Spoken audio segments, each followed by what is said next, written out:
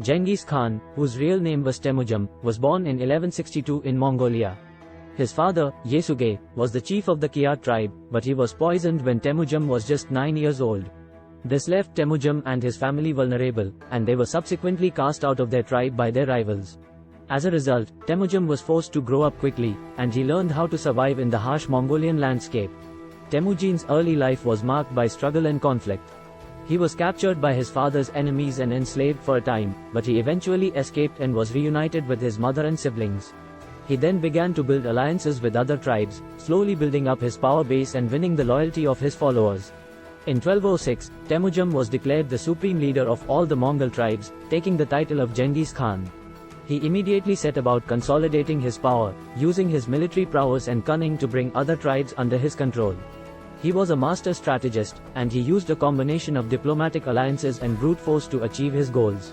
Under Genghis Khan's leadership, the Mongol Empire began to expand rapidly. He conquered vast swathes of territory, including China, Central Asia, and Eastern Europe. His armies were highly disciplined and organized, and they were able to defeat much larger and better equipped forces. Genghis Khan's military successes were due in large part to his innovative tactics and weapons. He developed new techniques for siege warfare, including the use of movable towers and battering rams. He also introduced the use of the composite bow, a powerful weapon that allowed his troops to attack from a distance.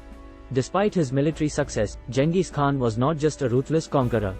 He was also a visionary leader who was committed to improving the lives of his people. He instituted reforms that abolished slavery and promoted meritocracy, allowing talented individuals from all walks of life to rise to positions of power within his empire. Genghis Khan was also a religiously tolerant leader.